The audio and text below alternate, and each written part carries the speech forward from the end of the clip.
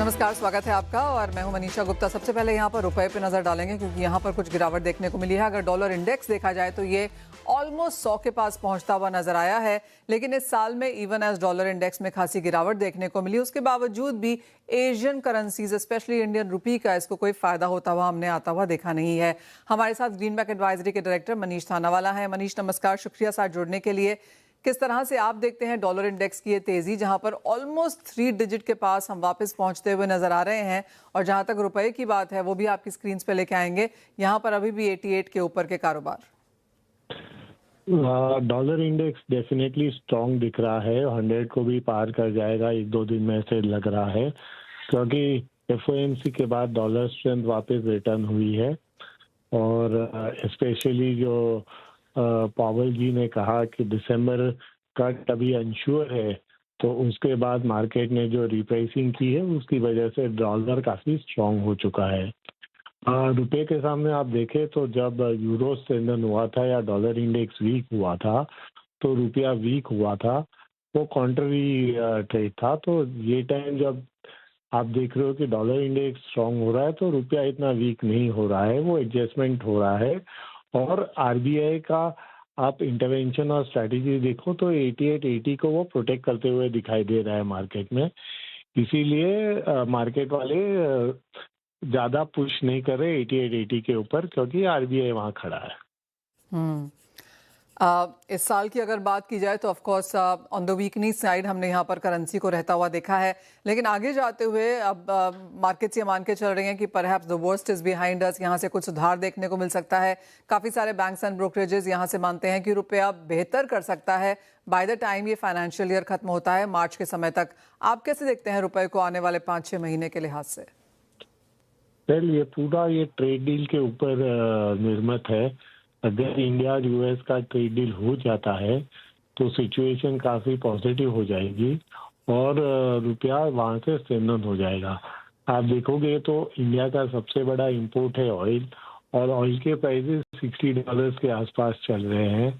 तो इसका फ़ायदा इंडिया को ये है कि हमारा ऑयल भी इतना बढ़ नहीं रहा है। और उसका एक ही प्रॉब्लम है कि आज के दिन एक्सपोर्ट साइड पे जो यूएस ने 50% सैंक्शंस लगा दिए हैं, खास करके रशियन ऑयल बाइंग की वजह से, और दूसरा यूएस इंडिया ट्रेड डील नहीं होने की वजह से।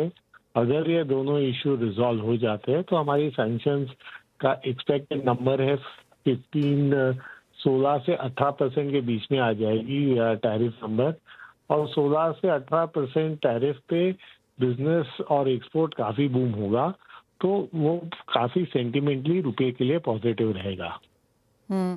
मनीष, कुछ टारगेट्स देना चाहेंगे कि रुपए का रेंज क्या रह सकती है? आपने हमें बताया कि 88-80 एक लेवल है जो आरबीआई शायद डिफेंड करती हुई नजर आई है, लेकिन अगर एक रेंज देखें तो क्या बनेगी? तो एकदम शॉर्ट टर्म देखें तो मुझे लग रहा है 88-80 से 88-20 की रेंज है। पर अगर मीडियम टर्म में देखें और अगर यूएस ट्रेड डील होता है तो ये मुझे यहाँ सरप्राइज नहीं होगा, ये 87-20 की तरफ भी जा सकता है। Fair point. मनीष थानावाला, बहुत शुक्रिया हमारे साथ आज यहाँ पर जुड़ने के लिए। तो क्लियरली जैसा कहा गया कि डॉलर इंडेक्स में यहाँ पर और मजबूती देखने को मिल सकती है, लेकिन इसका मतलब ये नहीं है कि रुपए में गिरावट होगी। रुपया एक्चुअली डिपेंड करेगा कि यूएस इंडिया यहाँ पर किस तरह का ट्रेड एग्रीमेंट करते हैं। कच्चा तेल as of now of course supportive है बाजार में जाता हुआ, और कुछ स्ट्रेंथनिंग की एक्सपेक्टेशन यहाँ पर रुपए में की जा सकती है। वेल, आगे बढ़ेंगे और बात अब यहाँ पर अपने एक्सपर्ट से कर लेते हैं कि किस तरह से कमोडिटी में ट्रेड किया जाना चाहिए। हमारे साथ मेरा एसेट शेयर खान के राकेश खन्ना है, एनएसएमसी ग्लोबल सिक्योरिटी से वंदना भारती भी हैं। बहुत शुक्रिया आप दोनों का साथ जुड़ने के लिए। वंदना, सबसे पहले कच्चे तेल पर एक सेंस लेना चाहेंगे। खासी गिरावट रही है 3 महीने लगातार, लेकिन नवंबर का महीना कुछ स्टेबिलिटी के साथ खुला है। क्या सेंस है, क्या प्राइसेस देखेंगी यहाँ से? जी मनीषा, कुछ यहाँ पे पॉजिटिव ट्रिगर्स आए हैं। एक तो यहाँ पे ट्रेड डील पॉजिटिव है, दूसरा है कि ओपेक ने कहा कि 2026 पे एक हॉल्ट लगाएंगे इंक्रीज करने पे प्रोडक्शन को। तो मेरे ख्याल से मार्केट ने पॉजिटिवली यहाँ पे रिएक्ट करा है। बाहर के मार्केट में मुझे लग रहा है कि WTI $62.5 तक जा सकता है। अकॉर्डिंगली हमारा जो MCX क्रूड है वो भी यहाँ पे बढ़ता हुआ नजर आ सकता है शॉर्ट टर्म में।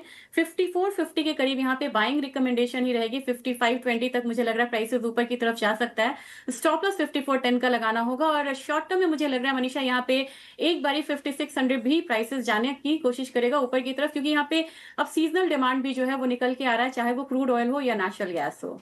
जो ज्यादातर बेरिशनेस हमने कच्चे तेल में आते हुए देखी थी शायद वो पीछे छूट चुकी है और यहाँ से कुछ खरीदारी की अपॉर्चुनिटीज कच्चा तेल दिखा सकता है। राकेश, आप नेचुरल गैस को कैसे देखेंगे यहाँ से?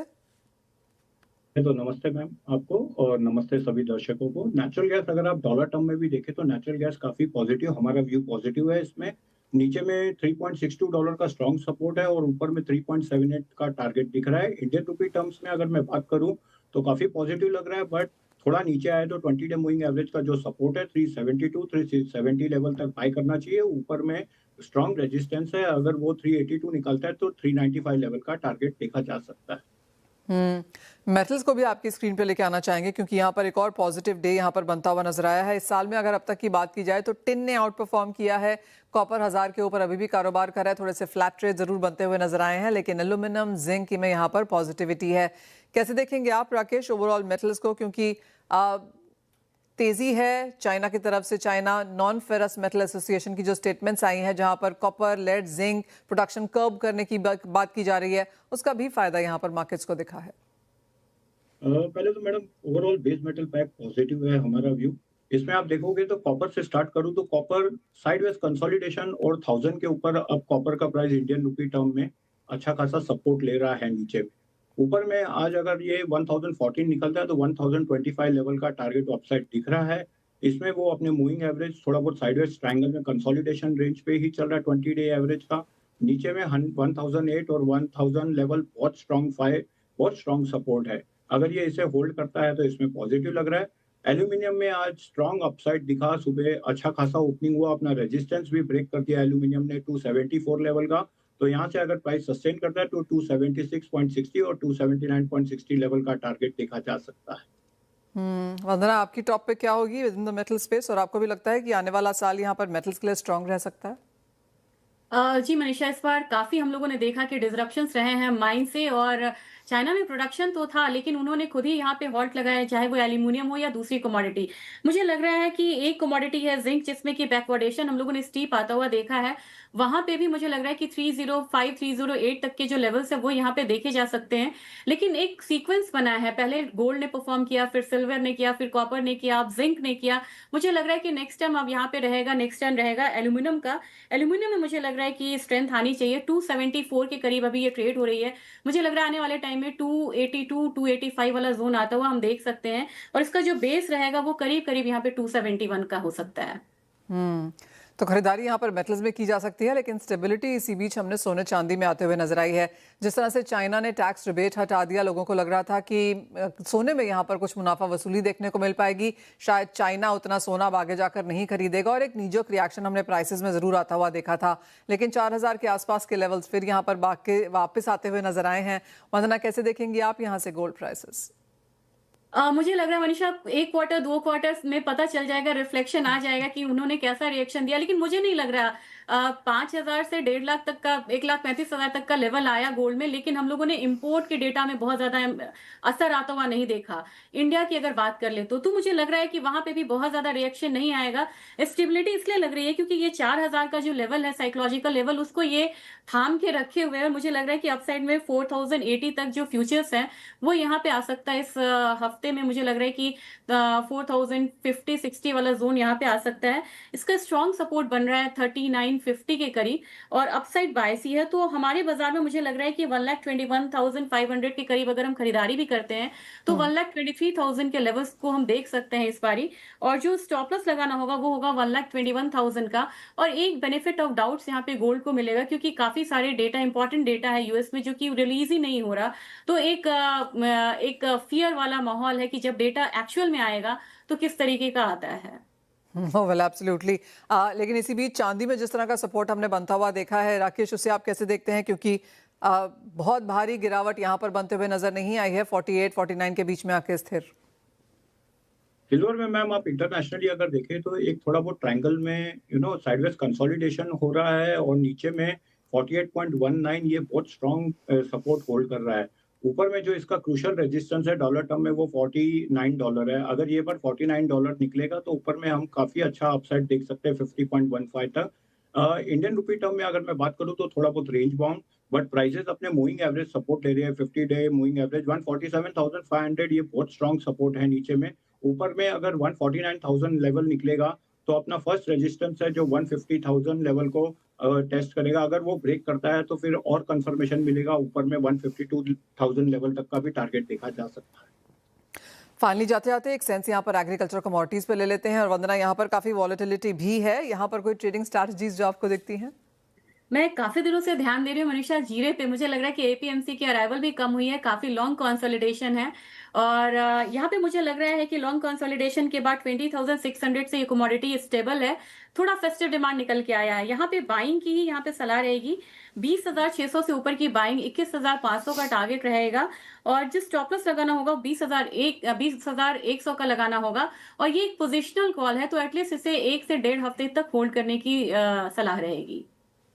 ऑलराइट, तो खरीदारी यहाँ पर स्पाइसेस में बन सकती है और जीरा डेफिनेटली ऑन द चार्ट्स यहाँ पर है। बहुत शुक्रिया राकेश, वंदना, आप दोनों का ही साथ जुड़ने के लिए, तमाम स्ट्रैटेजीज भी शेयर करने के लिए। वेल, इसी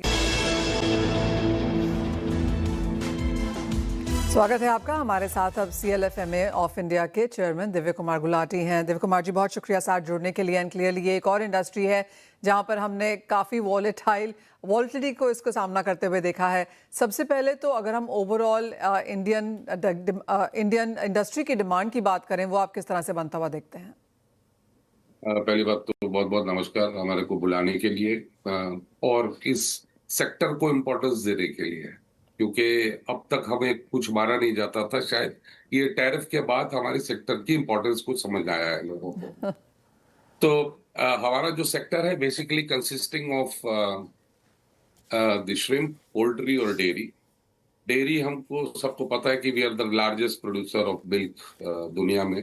240 मिलियन मेट्रिक टन हम प्रोड्यूस करते हैं। वर्ल्ड के नंबर 2 प्रोड्यूसर हैं हम अंडे के। 140 बिलियन एग्स हम प्रोड्यूस करते हैं। वर्ल्ड के नंबर 2 या 3 पर हम श्रिम्प के प्रोड्यूसर हैं। अप्रोक्सीमेटली 1 बिलियन मेट्रिक टन हम श्रिम्प्स प्रोड्यूस करते हैं। एंड वर्ल्ड के नंबर 4 पर हम पोल्ट्री मीट के प्रोड्यूसर्स हैं। Around 8 to 9 million metric ton हम पोल्ट्री मीट प्रोड्यूस करते हैं। तो ये है हमारी situation in the livestock sector. अब ये जो सेक्टर है इसलिए भी इम्पोर्टेंट है क्योंकि आपका जितना भी एग्रीकल्चरल प्रोड्यूस है वो उसका सारा जो, फॉर एग्जांपल कॉर्न है, कॉर्न का 50% इस्तेमाल हमारे सेक्टर में होता है। और जितने ऑयल सीड रेजिड्यू की इंडस्ट्रीज हैं उनका सारा बाय प्रोडक्ट जो है हमारा सेक्टर जो है वो कंज्यूम करता है। तो ये इंपॉर्टेंस है इस सेक्टर की। जी दिव्य कुमार जी, क्लियरली हमने लगातार ये सुनते हुए भी देखा है, काफ़ी पुश भी है यहाँ पर, इन सेंस ऑफ बजट में भी यहाँ पर काफ़ी कुछ निकल के आया है। लेकिन एज ऑफ नाउ जिस तरह की यहाँ पर स्थिति है और जिस तरह की वॉलेटिलिटी हमने कॉर्न में, एडिबल ऑयल्स में, DDAGS जिस तरह से यहाँ पर आया, और साथ ही साथ अब US एंड इंडिया की जो ट्रेड एग्रीमेंट के बीच में बातचीत है, तो काफ़ी यहाँ पर अनसर्टिनिटीज सब तरफ से बनी हुई हैं। हैविंग सेड दैट, आपके लिए तो इनपुट कॉस्ट भी यहाँ पर बढ़ी ही है, स्पेशली कॉर्न की अगर बात की जाए तो। किस तरह से आप इनपुट कॉस्ट यहाँ पर बढ़ता हुआ देख रहे हैं और सामने जो ग्रोथ है इंडस्ट्री की वो कैसी है? देखिए, अभी तक तो हमारा जो सेक्टर है, समझिए कि पोल्ट्री सेक्टर जो है वो सबसे ज्यादा ग्रोथ साइड पर है। Around 8 to 10% year on year जो है पोल्ट्री सेक्टर ग्रो हो रहा है। Okay.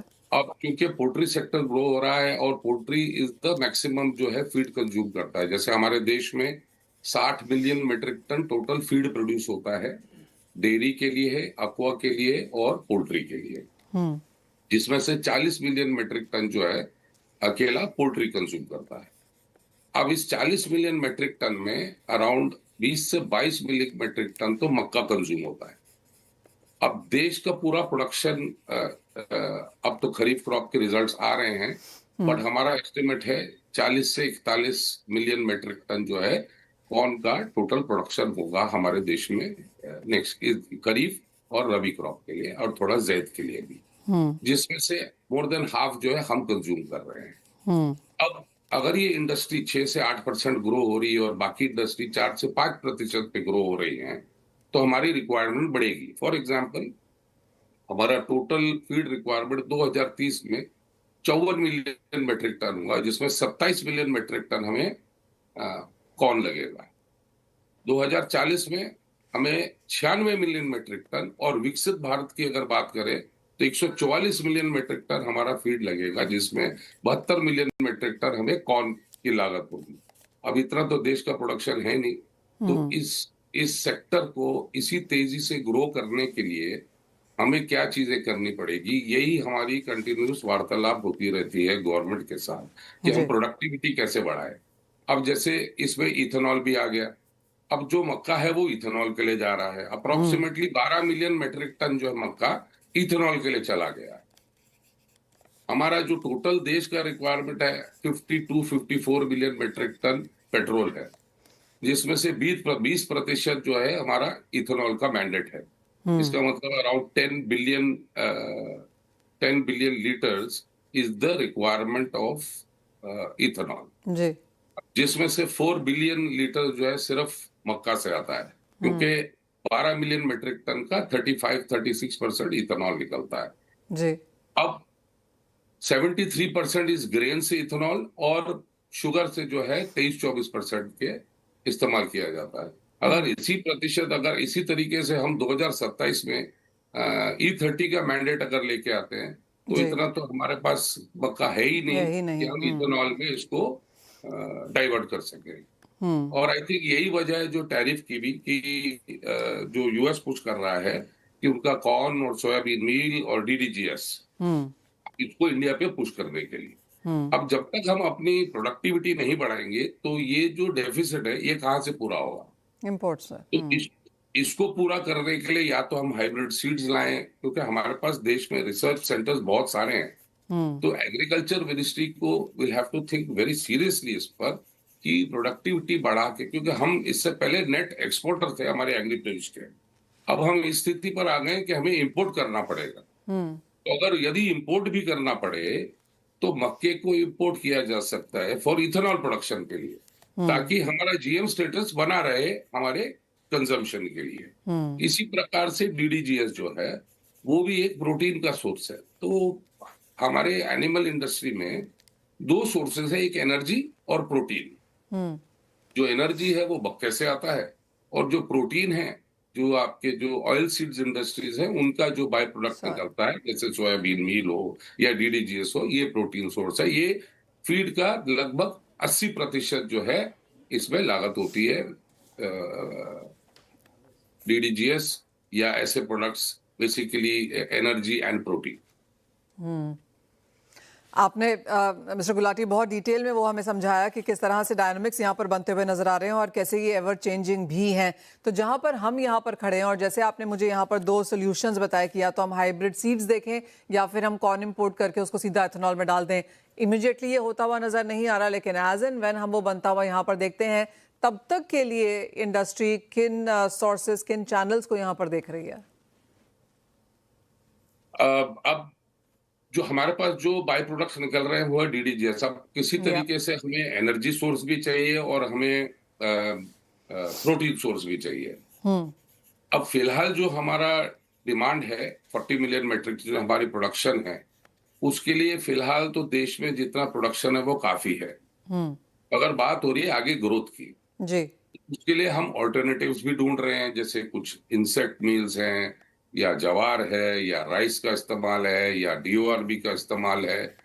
तो हम और रिसर्च भी कर रहे हैं कि और क्या इसके ऑल्टरनेट्स हम जो है ढूंढ के हमारे फीड में डाल सके। बट क्योंकि इतना लिमिटेड है हमारा प्रोड्यूस, क्योंकि देश के खाने के लिए भी तो हमारे को चाहिए, ग्रेन्स हो या पल्सेस हो, तो लाइफ स्टॉक में डाइवर्ट नहीं किया जा सकता सारा का सारा। सो अल्टीमेटली गोइंग फॉरवर्ड हमारे पास कोई ऑल्टरनेट बचेगा नहीं other than increasing the productivity हमारे एग्रीकल्चर प्रोड्यूस की। और उसको फ्लाई बाय नाइट अगर हमको कुछ फिक्स करना है, तो वो उसके लिए तो इंपोर्ट ही एक तरीका है, चाहे वो non GM, for example US के पास एक नॉन GM सोरगम भी है। तो वो is not a crash with हमारा जीएम का जो है, because GM is related to बड़ी सारी मिनिस्ट्रीज में प्ले में आ जाती है, तो we don't want to go against the sentiment of the country. तो जीएम में रहते हुए तो गवर्नमेंट परमिशन दे, जहां जहां नॉन जीएम है वहां वहां से हमारे को हमारे सेक्टर के लिए अगर जरूरत पड़े तो अलाउ किया जाए इंपोर्ट करने के लिए, ताकि हम अपनी इसी ग्रोथ को मेंटेन करते रहें। पॉइंट टेकन मिस्टर गुलाटी, बहुत शुक्रिया हमारे साथ आज यहाँ पर समय निकालने के लिए और पूरा वो विस्तार से समझाने के लिए, साथ ही साथ जो चैलेंजेस हैं, अपॉर्चुनिटीज़ हैं और किस तरह के सॉल्यूशंस परहैप्स यहाँ पर निकल के आ सकते हैं वो भी सामने रखने के लिए बहुत शुक्रिया आपके समय का आज के लिए। वेल, इसी के साथ फिलहाल इस कार्यक्रम में इतना ही समय है आज हमारे पास। एक ब्रेक ले रुकेंगे, जब लौटेंगे तो लेकर आएंगे आवाज समाचार।